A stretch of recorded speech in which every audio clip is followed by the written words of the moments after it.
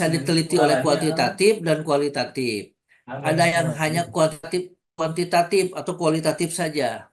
Ada yang bisa dua-duanya. Nah, kalau bisa dua-duanya, tergantung minat kita, bakat kita. Nah, cuma eh, menurut Prof itu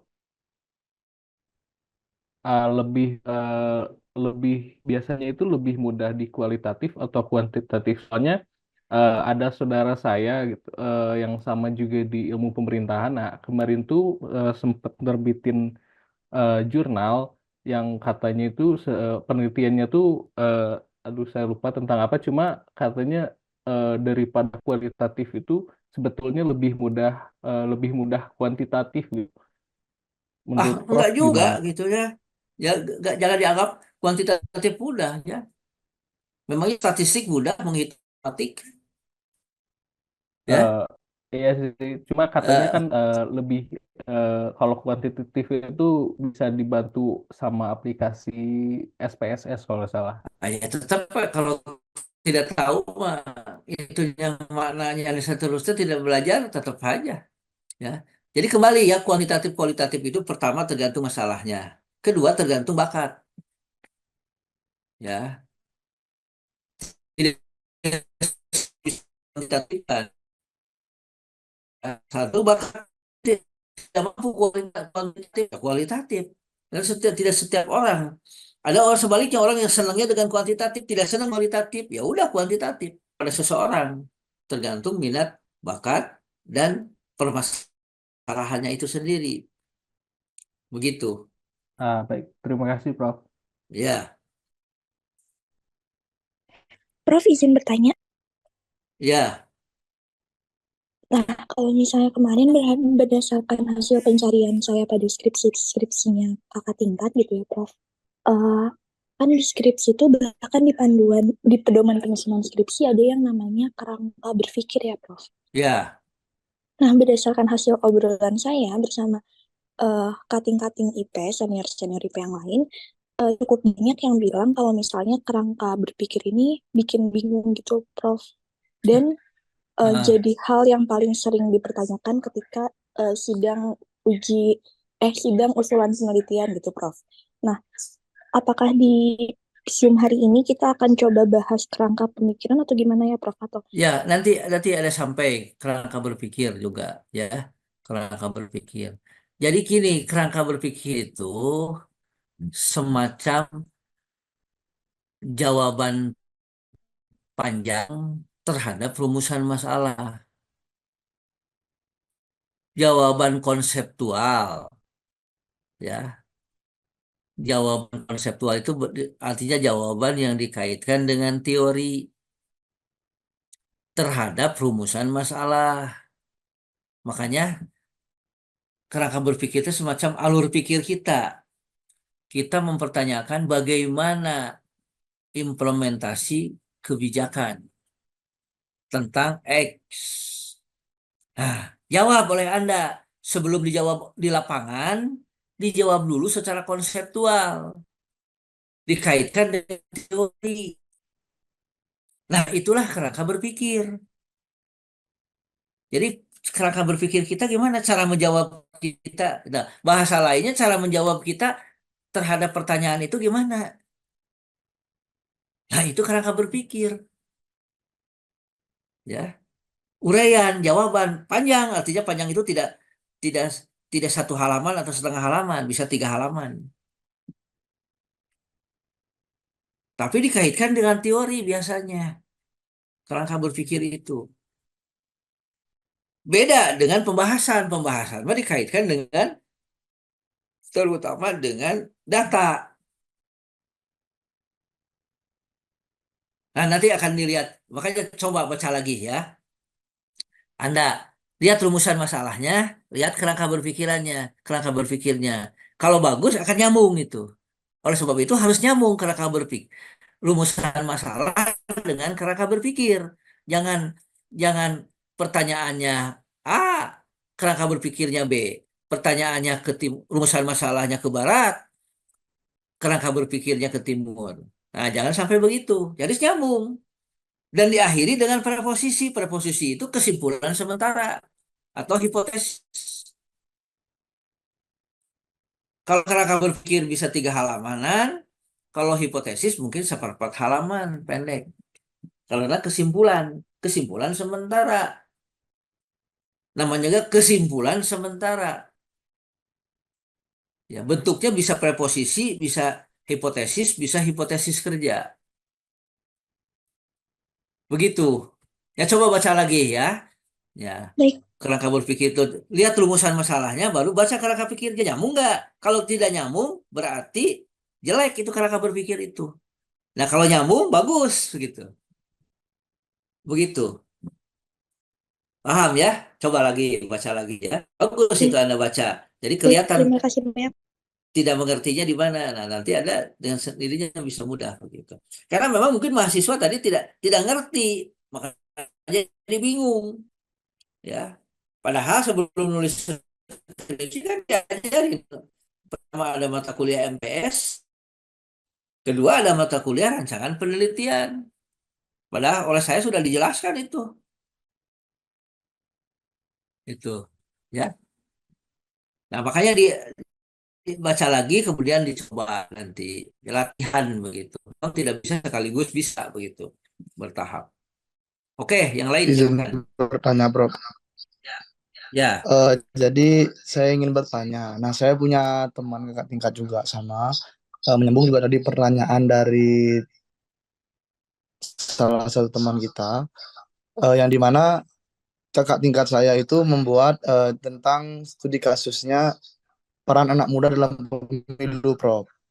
Nah, akan tetapi dia menggunakan metode kualitatif. Nah, menurut Prof, apakah menggunakan metode kualitatif ini adalah hal yang tepat, kurang tepat? Karena dalam eh, kasus peran anak muda dalam pemilu, itu biasanya juga menggunakan paradigma, Prof. Bagaimana peran anak muda, berapa persentase peran anak muda biasanya itu menggunakan metode kuantitatif juga.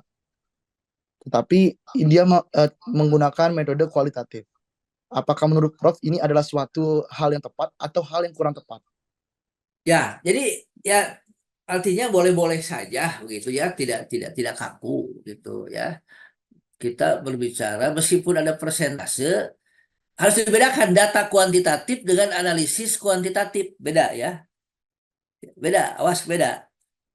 Datanya presentasi, banyak presentasi angka, tapi analisisnya kualitatif. Bisa-bisa. Ya, jadi harus dibedakan data kuantitatif seperti tadi peran anak muda, kemudian ada banyak presentase, tapi kualitatif. Ya, analisisnya kualitatif, tidak kuantitatif. Sebab kalau analisisnya kuantitatif, nanti akan ketemu dengan rumus regresi, rumus korelasi, uji beda, ya, analisis jalur dan seterusnya. Ada rumusnya, begitu. Kalau analisisnya kuantitatif.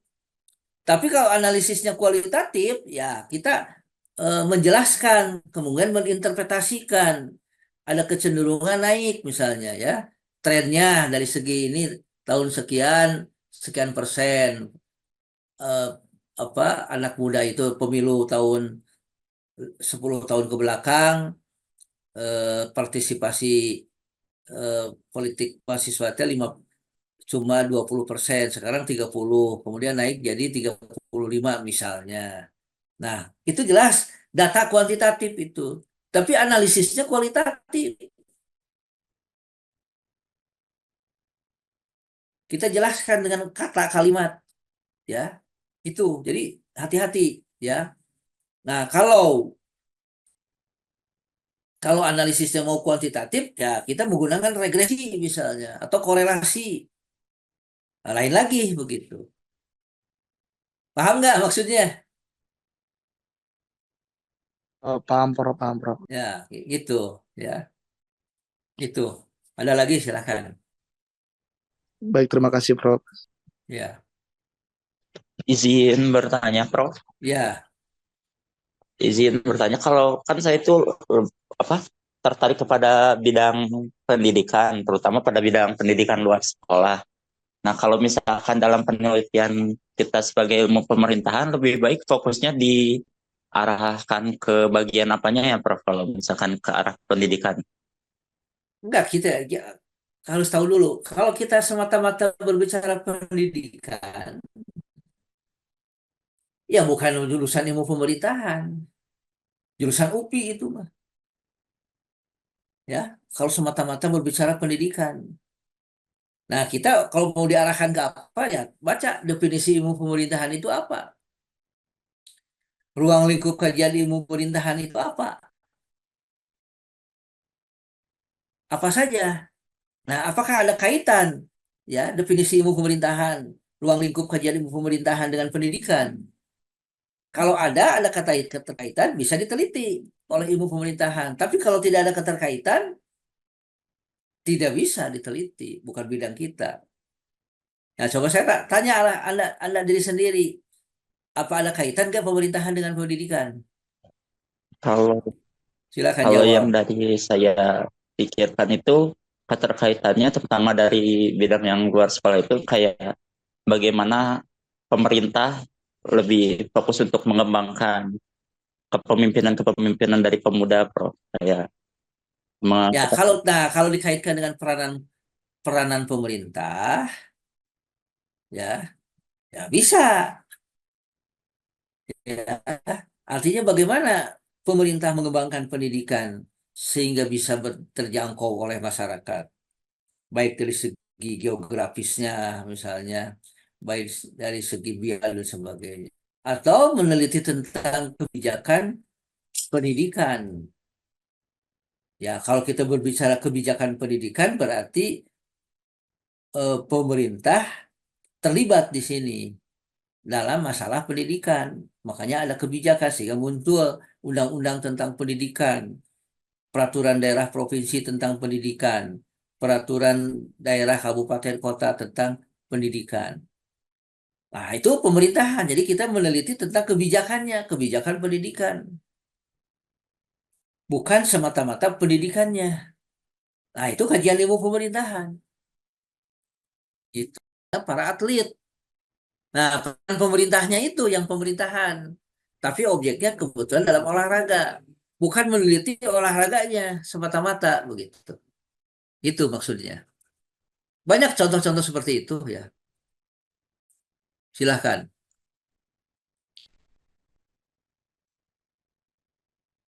Ada lagi?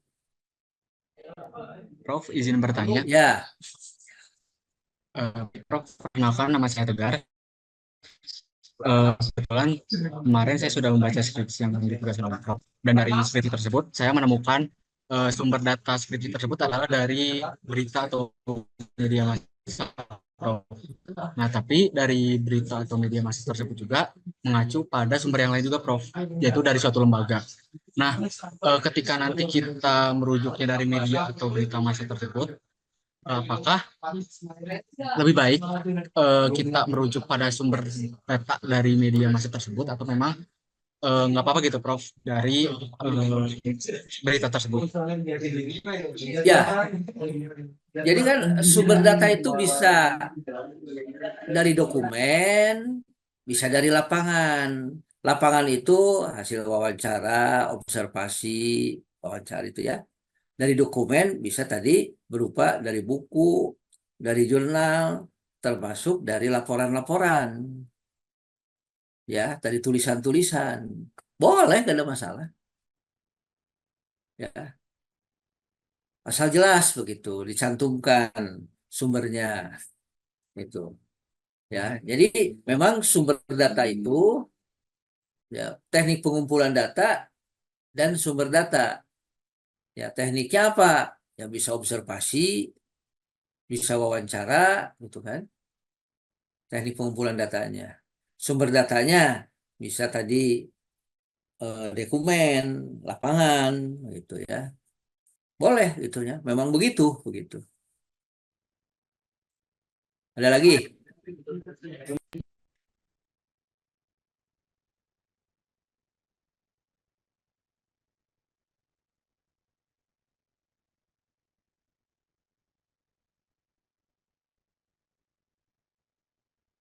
Silakan yang lain.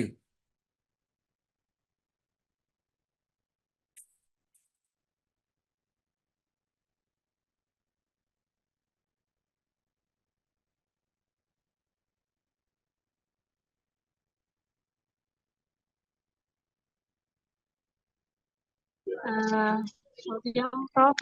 Ya, Saya silakan. ingin bertanya,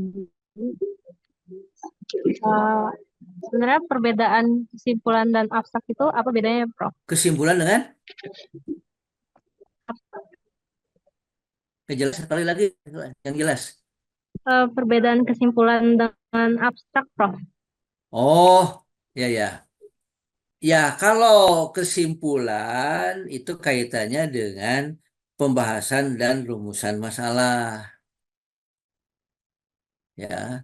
Jadi kalau kita mau menyimpulkan itu harus melihat pembahasan bab 4 dan rumusan masalah bab 1. Rumusannya termasuk kerangka berpikir begitu. Ya, itu kalau kesimpulan. Kalau abstrak ya semacam ringkasan tapi bukan ringkasan, ringkasan dari ringkasan.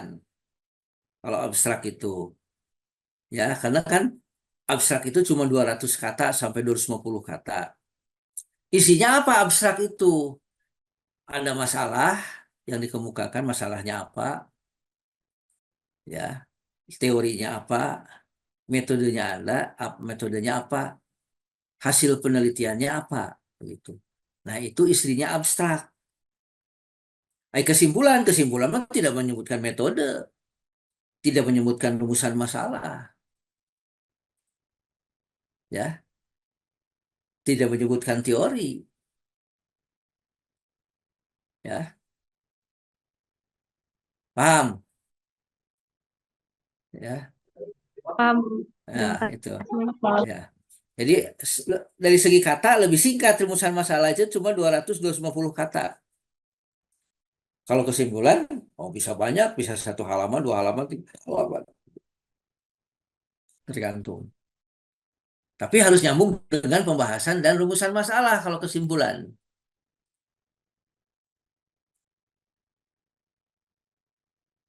Ada lagi?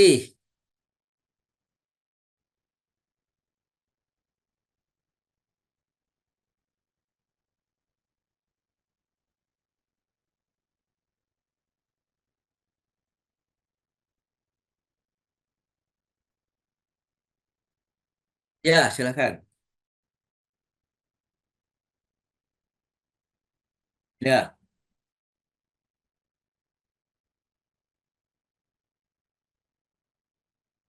hmm.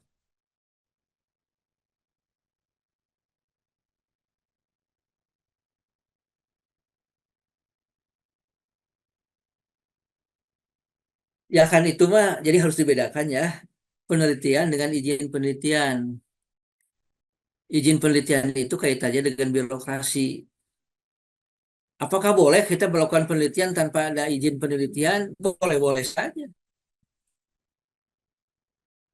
Ya, tidak mesti ada izin penelitian. Jadi izin penelitian itu mah persyaratan karena kita mau masuk ke rumah orang, ke Pemda misalnya, atau ke suatu wilayah. Ya harus ada izin dari penduduk setempat. Dalam pengertian dari sini pengurus setempat, pemerintah setempat. Andai kata bisa tanpa itu, tanpa ada izin penelitian kita bisa masuk, ya boleh-boleh saja. Apalagi kalau kita meneliti tentang masyarakat umum misalnya tidak ada izinnya, nggak usah ada izin lah. Ya, yang tidak ada kaitan dengan birokrasi misalnya. Ya, kita mau meneliti tentang masyarakat adat, pedalaman. Wong di pedalamannya saja tidak ada pemerintahan gitu ya. Langsung aja masuk, boleh-boleh aja. Ya, tentunya masalah izin itu ya disesuaikan. Kalau kita izinnya 3 bulan, tentunya harus 3 bulan, tidak boleh lebih. Nanti dipermasalahkan oleh birokrasi. Berarti oh, kita izinnya 3 bulan, ternyata belum selesai 3 bulan, jadi bisa diperpanjang, ditambah lagi. Ya, saya kira gitu. Ya, ya. Ada lagi,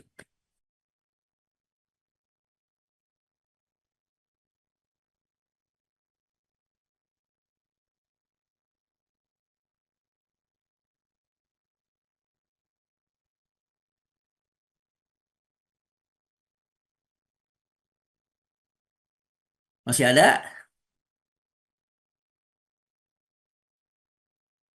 Ya, oke, kita lanjutkan sedikit ya. Ini untuk kemarin kan kita membahas masalah ada topik, ada tema, ada judul.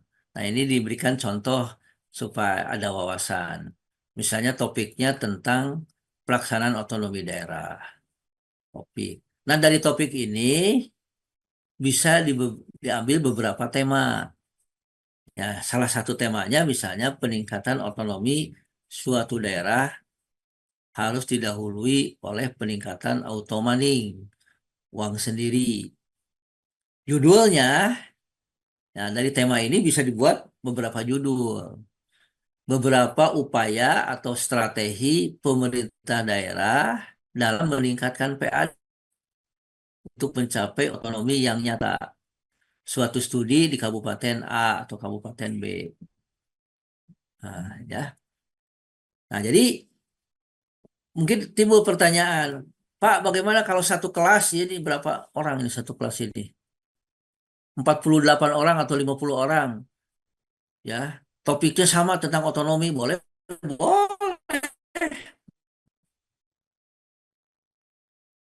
Judulnya berbeda-beda, ya. Ya, misalnya mau penelitian tentang otonomi di Kabupaten Bandung, tapi ditinjau dari segi keuangan, ditinjau dari segi sumber daya manusia, ditinjau dari segi lingkungan, macam-macam lah dikait-kaitkan, ya. Sehingga semua bersama-sama melakukan penelitian di Kabupaten Bandung tentang otonomi daerah, dilihat dari berbagai aspek. Boleh? Boleh. Silahkan. Bahkan bagus itu. Akan menjadi kekayaan. Bagi pemerintah daerah juga jadi kekayaan. Bisa diteliti, dapat informasi. Bagi lembaga pun, kita punya data banyak tentang Kabupaten Bandung. Bukan hanya satu, puluhan data hasil penelitian mahasiswa. Ya. Nah, tapi ini belum berjalan. Padahal saya suka menganjurkan kepada mahasiswa. Kalau semua 100% satu tempat gak mungkin kata saya. Paling tidak itu adalah 5 orang gitu ya. Tempatnya sama di Kabupaten Bandung. Ya, topiknya sama tapi judulnya beda. Nah, bagus itu. Meringankan. Bahkan pembimbingnya bisa itu juga pembimbingnya. Sehingga bisa bimbingan bersama diskusi. Ya, boleh begitu. Hanya belum terjadi ini masing-masing karena memang punya kegiatan kesibukan masing-masing begitu. Tapi kalau ini dilakukan, boleh bagus itu. Saya mendukung begitu. Ya, sehingga saya bisa membimbing 40-50 orang sekaligus. Ya, atau temanya sama, topiknya itunya ya, judulnya relatif sama ya. Hanya tempatnya berbeda. Ya, ya, yang satu di Kabupaten A, yang satu di B sampai Z. Boleh juga itu. Ya, beda. Ya, temanya sama, mau meneliti tentang otonomi daerah, tapi di Jawa Barat. Jawa Barat itu ada 27 kabupaten, di 27 kabupaten dan kota misalnya, atau 30 lah. 30 kabupaten kota, boleh. Bagus justru. Pendidik, ya tidak berat kalau judulnya sama, hanya tempat yang berbeda. Saya membimbing 30 orang, sanggup saya. 40 mahasiswa dibimbing ya sama kan, tinggal itunya. Menarik sebetulnya. Jadi, wah kita bisa punya laboratorium gitu ya. Ya, satu angkatan ya, angkatan A tentang otonomi, angkatan B tentang pelayanan publik, angkatan C tentang pemberdayaan, angkatan D tentang A terus gitu ya. Satu angkatan penuh semua. Bagus itu. Memudahkan dan manfaatnya banyak sekali itu. Bahkan bisa jadi buku itu, diterbitkan, disumbangkan kepada daerah. Nah, ini hasil penelitian saya ya di kabupaten ini ya. Ya kalau bupatinya, wali kotanya mengerti dan baik, akan berterima kasih, bahkan ngasih hadiah. Ada mau mahasiswa meneliti dari penelitian itu dianalisis, interpretasi sehingga menghasilkan kesimpulan dan saran alternatif dan sebagainya untuk kemajuan daerah itu sendiri. Ya. Begitu, silakan ada lagi.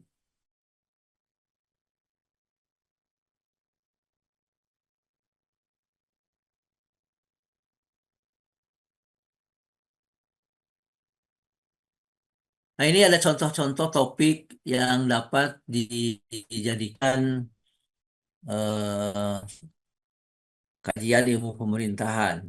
Misalnya ada yang mau tentang birokrasi pemerintahan. Ini judul ini, topik ini bisa menghasilkan puluhan judul ya. Ekologi dalam pemerintahan, peranan legislatif daerah, ya, eksekutif daerah, luas sekali ini. Perubahan sosial dan dinamika pemerintahan, luas sekali ini.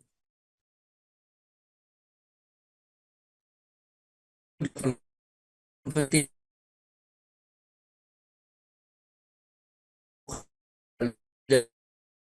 ya, ya. Nah, ini kan puluhan judul. Peranan publik, kebijakan publik, hubungan pusat daerah, kolaboratif government, masuk pada provinsi Nangru Aceh Darussalam, ya. Nah, ini atau kedua otonomi daerah, studi kasus di mana. Ketiga, perbandingan sistem dengan sistem pemerintahan desa. Nah, itu ya. Keempat, efektivitas pelaksanaan pelimpahan sebagian kewenangan bupati wali kepada camat. Studi deskriptif mengenai penyelenggaraan pemerintahan di kecamatan mana. Nah, ya. Nah, ini juga contoh-contoh tesis dengan pendekatan perilaku kuantitatif biasanya. Pengaruh perilaku pegawai terhadap kualitas pelayanan. Studi di mana akses komunikasi politik dan sikap masyarakat dalam pilkada langsung. Studi di mana pengaruh kompetensi aparat teknis terhadap kualitas pelayanan, perilaku aparatur birokrasi terhadap pelayanan. Studi di mana pengaruh budaya organisasi terhadap kerja. Studi di mana pengaruh sosialisasi politik terhadap partisipasi politik.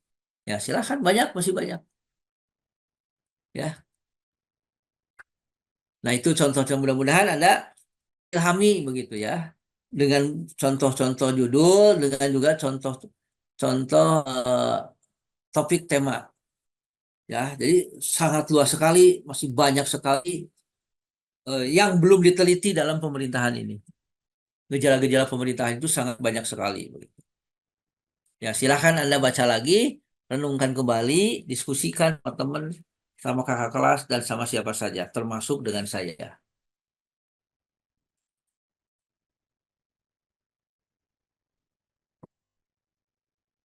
Masih ada pertanyaan?